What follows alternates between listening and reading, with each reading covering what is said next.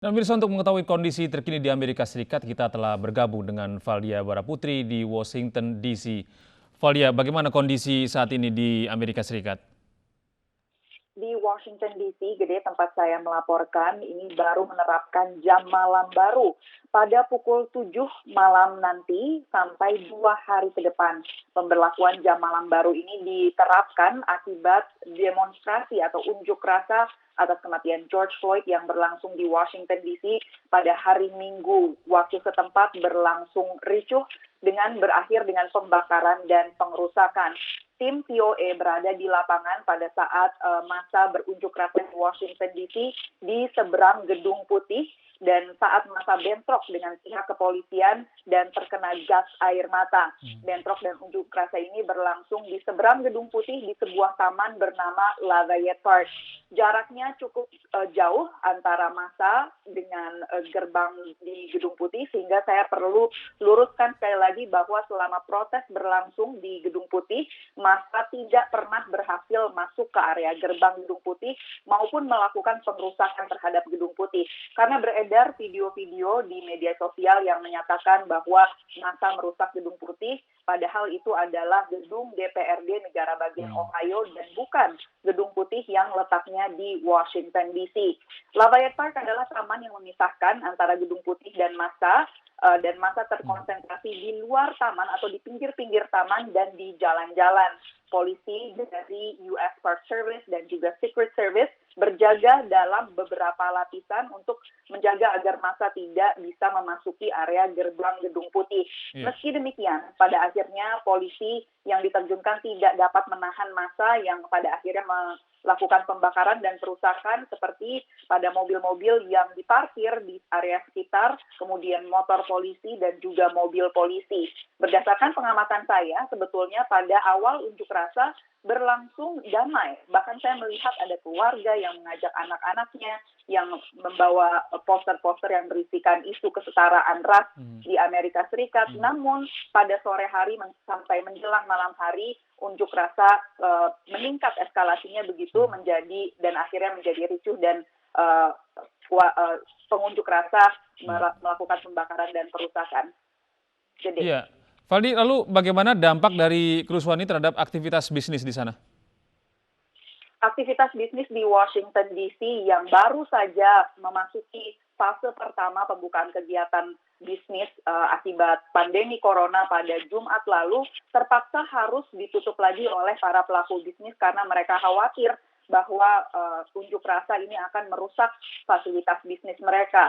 Bahkan ada kafe yang dimiliki oleh diaspora Indonesia yang letaknya tidak jauh dari Gedung Putih ini juga pecah kacanya akibat vandalisme pada unjuk rasa lalu, sehingga para pemilik bisnis harus menutup jendela-jendela mereka dengan papan-papan agar tidak dirusak warga.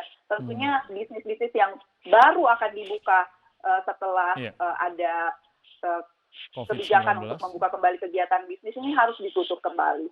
Gede. Iya, lalu Valdi, apa dakwaan yang didapatkan oleh para polisi pelaku pembunuhan Floyd ini? Untuk sampai saat ini perkembangan kasus Floyd ini masih dalam tahapan penunjukan penuntut atau tim penuntut di dalam kasus George Floyd. Jaksa Agung negara bagian Minnesota ini telah ditunjuk oleh gubernur negara bagian setempat untuk menjadi kepala penuntut atau pihak penuntut dalam kasus kematian George Floyd. Keputusan gubernur ini diambil setelah ada desakan dari Kongres negara bagian Minnesota untuk menjadikan Jaksa Agung, seorang berkulit hitam bernama Keith Ellison, sebagai orang yang paling mumpuni sebagai penuntut dalam kasus George Floyd. Seperti yang Anda tadi telah sampaikan bahwa anggota polisi yang menekan leher George Floyd dengan lututnya hingga George Floyd meninggal dunia ini telah ditangkap. Namun keluarga George Floyd menginginkan polisi-polisi lain yang berada di lokasi kejadian juga bertanggung jawab dan diproses secara hukum. Ya, Valdi, ini terakhir, kenapa insiden ini bisa memicu demo besar-besaran di Amerika Serikat hingga ke luar Amerika Serikat saat ini?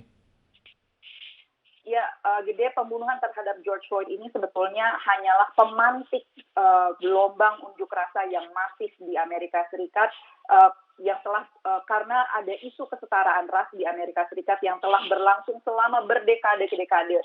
Sebelum George Floyd meninggal dunia, ada sebuah kasus yang menewaskan Ahmaud Arbery, warga kulit hitam yang sedang jogging dan akhirnya ditembak oleh dua warga kulit putih karena mengira ia adalah orang yang telah merampok sebuah pemukiman. Kemudian baru-baru ini juga terdapat seorang wanita kulit hitam bernama Breonna Taylor yang ditembak oleh polisi di dalam rumahnya sendiri karena polisi tersebut tengah mengincar seorang tersangka. Namun Breonna yang merupakan seorang wanita yang merupakan petugas paramedis ini ditembak di rumahnya sendiri 8 kali sampai meninggal di tempat. Sehingga kejadian demi kejadian seperti ini yang menurut warga kulit hitam tidak berhasil menemukan keadilan, ini akhirnya menghasilkan gelombang protes dalam skala yang masif.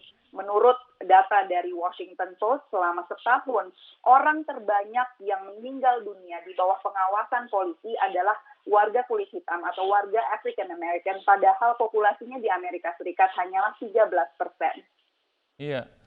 Baik, terima kasih Valdia Baraputri melaporkan dari Washington DC.